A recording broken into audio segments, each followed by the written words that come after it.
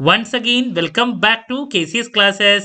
KCS Classesന്റെ മറ്റൊരു എപ്പിസോഡിലേക്ക് എല്ലാവർക്കും സ്വാഗതം. This is Kiran CS. Kerala PSC KFC assistant exam September 13-നാണ് നടക്കാൻ പോകുന്നത്. സോ സ്റ്റുഡൻസിന് വേണ്ടിയിട്ടുള്ള സ്മാർട്ട് സ്റ്റഡി വീഡിയോസ് ആണ് നമ്മളിപ്പോൾ ചെയ്തുകൊണ്ടിരിക്കുന്നത്. നമ്മളിപ്പോൾ previous year question paper office അസിസ്റ്റന്റിന്റെ ആണ് പല പാർട്ടുകളായിട്ട് ഡിസ്കസ് ചെയ്യുന്നത്. സോ നമ്മൾ 25 ചോദ്യങ്ങൾ ഇതുവരെ ഡിസ്കസ് ചെയ്ത് കഴിഞ്ഞു. വിത്ത് എക്സ്പ്ലനേഷൻ ആണ് നമ്മൾ പോകുന്നത്. അതുകൊണ്ട് തന്നെ കുട്ടികൾക്ക് വളരെ ഹെൽപ്ഫുൾ ആയിരിക്കും. സോ നെക്സ്റ്റ് 26-ാമത്തെ മുതലുള്ള ഒരു നെക്സ്റ്റ് 5 ക്വസ്റ്റ്യൻസ് നമുക്ക് ഇന്നത്തെ വീഡിയോയിൽ ഡിസ്കസ് ചെയ്യാം. വീഡിയോയിലോട്ട് പോണേക്കാൾ മുമ്പ് പറയാനുള്ളത് നമ്മുടെ സ്ഥാപനം KFC അസിസ്റ്റന്റിന് ഓൺലൈനായിട്ട് കോച്ചിങ് പ്രൊവൈഡ് ചെയ്യുന്നുണ്ട്. നമ്മുടെ ആപ്പിലൂടെയാണ് ക്ലാസ്സസ് അവൈലബിൾ ആവുക. സോ നമ്മുടെ ക്ലാസ്സിൽ ജോയിൻ ചെയ്ത് പഠിച്ച് ഈ ഒരു പോസ്റ്റ് ക്രാക്ക് ചെയ്യാൻ താല്പര്യമുള്ള കുട്ടികൾക്ക് ഡിസ്ക്രിപ്ഷൻ ബോക്സിലുള്ള എൻ്റെ വാട്സപ്പ് നമ്പറിൽ കോൺടാക്ട് ചെയ്യാം.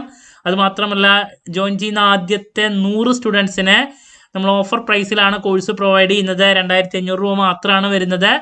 ഓക്കെ, സോ എത്രയും പെട്ടെന്ന് തന്നെ നിങ്ങളുടെ സീറ്റ് ഉറപ്പാക്കുക.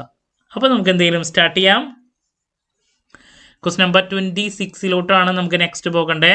ക്വസ്റ്റ്യൻ ഇതാണ്: the profit volume ratio can be improved by. എന്താണ് PV റേഷ്യോ? മാർജിനൽ കോസ്റ്റിംഗിൽ നിന്നാണ്. PV റേഷ്യോ എപ്പോഴാണ് അല്ലെങ്കിൽ എങ്ങനെയാണ് നമുക്ക് ഇംപ്രൂവ് ചെയ്യാൻ സാധിക്കുക? Profit volume ratio.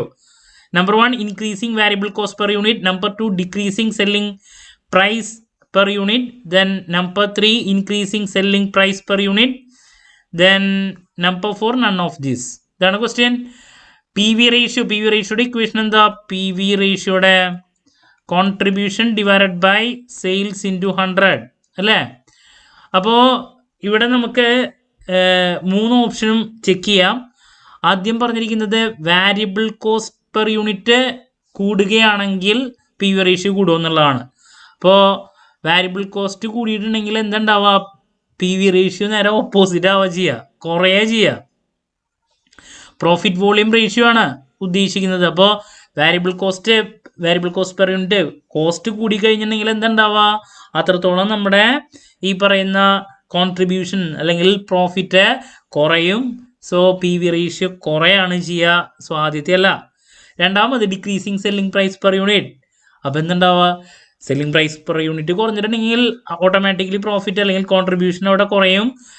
PV ratio കുറയാണ് ചെയ്യുക.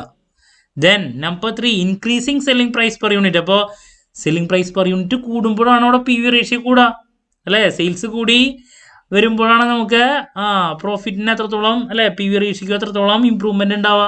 സോ ഏതാണ് ആൻസർ വരിക? ഓപ്ഷൻ സി ആണ് ആൻസർ വരിക. Increasing selling price per unit വരുമ്പോഴാണ് PV റേഷ്യോ ഇംപ്രൂവ് ആകുന്നത്. ക്ലിയർ ആയെന്ന് പ്രതീക്ഷിക്കുന്നു. Moving to question number 27. 27-ാമത്തെ ക്വസ്റ്റ്യൻ്റെ ഡീറ്റെയിൽസിലോട്ട് കിടക്കാം. ക്വസ്റ്റ്യൻ ഇതാണ്: the process of recording actual time spend by a worker on various jobs during his period of attendance in the factory is called. Cost അക്കൗണ്ടിങ്ങിലത്തെയാണ്. Number 1, time keeping. Number 2, time booking. Number 3, mustering. Then all of these. എന്താണെന്ന് നമുക്ക് നോക്കാം. Question എന്താ?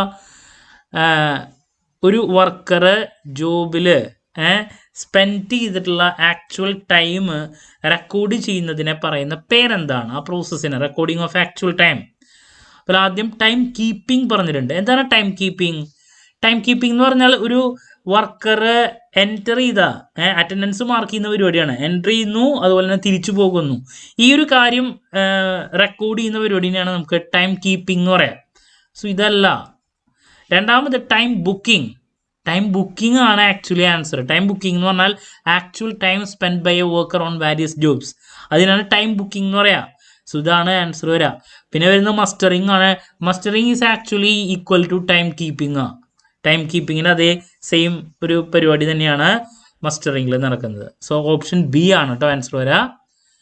Moving to question number 28. Statement രൂപത്തിലുള്ള ചോദ്യങ്ങൾ. അപ്പോൾ statement രൂപത്തിലുള്ള ചോദ്യങ്ങൾ ഇപ്പോഴത്തെ എക്സാമിൽ കൂടുതൽ വരുന്നുണ്ട്. Which of the following statements regarding material losses are true?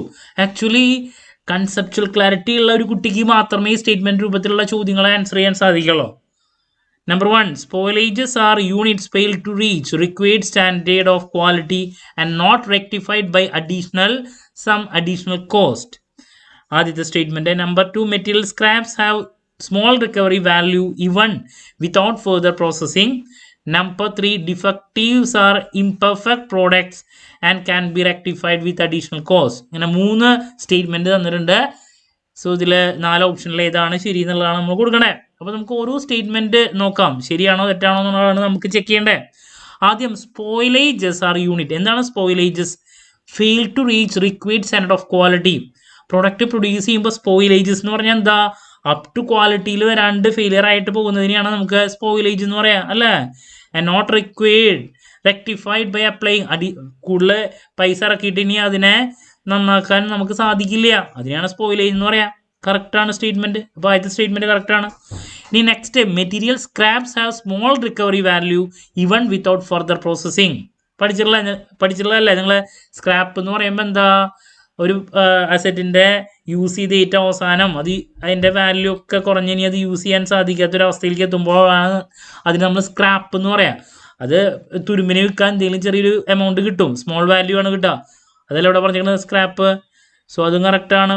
പിന്നെ നെക്സ്റ്റ് പറഞ്ഞിരിക്കുന്നത് defectives are imperfect products and can be rectified with additional cost. Correct അല്ലേ? ഡിഫക്റ്റീവ് പ്രൊഡക്ട്സ് എന്ന് പറഞ്ഞാൽ എന്താ? ഒരു പ്രൊഡക്റ്റ് പ്രൊഡ്യൂസ് ചെയ്തു, അതിൽ ചില ഐറ്റംസിന് എന്താണ് ചെറിയൊരു ക്വാളിറ്റി അല്ലെങ്കിൽ ഡിഫക്റ്റീവ് എന്ന് പറയുമ്പോൾ എന്താ?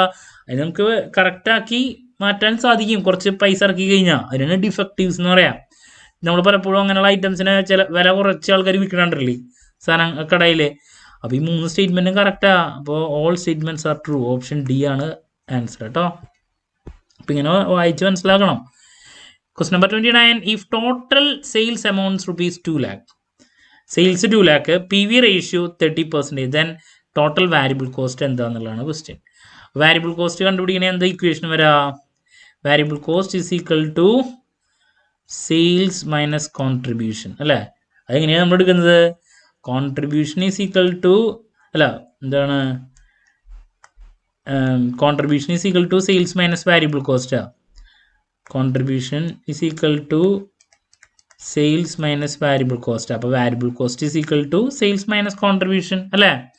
അപ്പോൾ ഇവിടെ സെയിൽസ് അറിയാം നമുക്ക് 2 lakh, ബട്ട് കോൺട്രിബ്യൂഷൻ അറിയില്ല. അപ്പോൾ കോൺട്രിബ്യൂഷൻ നമുക്ക് എങ്ങനെ കണ്ടുപിടിക്കാൻ സാധിക്കും? Contribution is equal to sales into PV ratio ആണ്. Sales into PV ratio.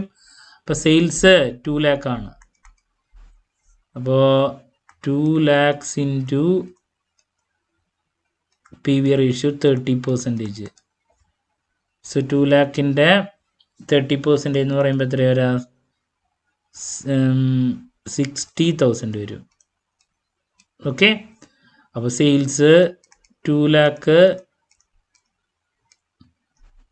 Minus നമുക്ക് എന്താ വേണ്ടേ? കോൺട്രിബ്യൂഷൻ വാരിയബിൾ കോസ്റ്റ് ആണ്. അപ്പോൾ മുകളിൽ എഴുതാം, ഇവിടെ ഇല്ലല്ലോ, സോറി, നമ്മൾ ഇക്വേഷൻ കൂടെ എഴുതി വെച്ചത്. സെയിൽസ് 2 lakhs മൈനസ് കോൺട്രിബ്യൂഷൻ ഇപ്പോൾ കിട്ടി 60,000. സോ വാരിയബിൾ കോസ്റ്റ് എത്ര വരും? 1,40,000. ഓക്കെ, ക്ലിയർ ആണെന്ന് പ്രതീക്ഷിക്കുന്നു. ഓപ്ഷൻ ബി ആൻസർ കേട്ടോ.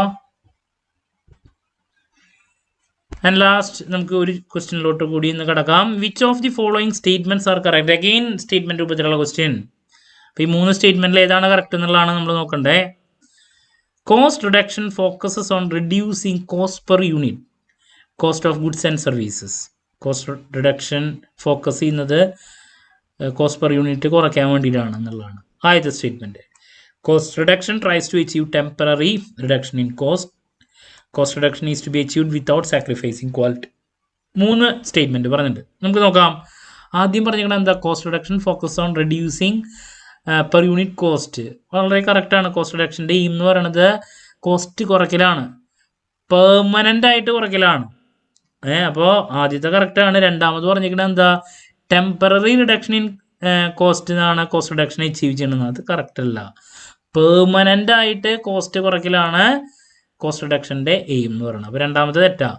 പിന്നെ cost reduction is to be achieved without sacrificing quality. ക്വാളിറ്റിയിലൊരു കോംപ്രമൈസ് ഇല്ലാണ്ടാണ് നമ്മൾ കോസ്റ്റിനെ കുറയ്ക്കാൻ എപ്പോഴും ട്രൈ ചെയ്യുക. അപ്പോൾ അത് കറക്റ്റാണ്. അപ്പോൾ ആദ്യത്തെയും മൂന്നാമത്തെയും ആണ് കറക്റ്റ്. അപ്പോൾ ഇതിൽ ഓപ്ഷൻ സി ആണ് വരാം. ഓൺലി സ്റ്റേറ്റ്മെൻറ്റ് അല്ല സി അല്ലല്ലോ, 1ഉം 3 എന്നല്ല പറയുന്നത്. അപ്പോൾ ഓപ്ഷൻ ഡി ആണ് correct. Only statements 1 and 3 are correct. Okay, so that's about നമ്മുടെ ഇന്നത്തെ 5 MCQ discussion previous year question പേപ്പറിലത്തെ ക്ലാരിറ്റി കിട്ടിയെന്ന് പ്രതീക്ഷിക്കുന്നു. നല്ല രീതിയിൽ കൺസെപ്റ്റുവൽ ക്ലാരിറ്റി ഉണ്ടെങ്കിൽ മാത്രമേ നിങ്ങൾക്ക് ക്രാക്ക് ചെയ്യാൻ സാധിക്കുള്ളൂ ഈ കോമ്പറ്റേറ്റീവ് എക്സാംസ് ഒക്കെ. കണ്ടോ, സ്റ്റേറ്റ്മെൻറ്റ് രൂപത്തിലുള്ള ചോദ്യങ്ങൾ നമുക്ക് കൂടുതൽ പ്രതീക്ഷിക്കാം. ഓക്കെ, അപ്പോൾ നാളെ ബാലൻസ് ക്വസ്റ്റ്യൻസുമായിട്ട് എത്രയും പെട്ടെന്ന് തന്നെ നിങ്ങളുടെ മുമ്പിൽ എത്താമെന്നുള്ള പ്രതീക്ഷയോടെ നിർത്തുന്നു. ദെൻ നിങ്ങൾക്ക് ക്ലാസ്സിൽ ജോയിൻ ചെയ്യാൻ താല്പര്യമുണ്ടെങ്കിൽ ഡിസ്ക്രിപ്ഷൻ ബോക്സിലുള്ള എൻ്റെ വാട്സ്ആപ്പ് നമ്പറിൽ കോൺടാക്ട് ചെയ്യാം. മറ്റൊരു വീഡിയോയുമായി വീണ്ടും കാണാമെന്നുള്ള പ്രതീക്ഷയോടെ നിർത്തുന്നു. This is Kiran CS signing off. Have a nice day. Thank U.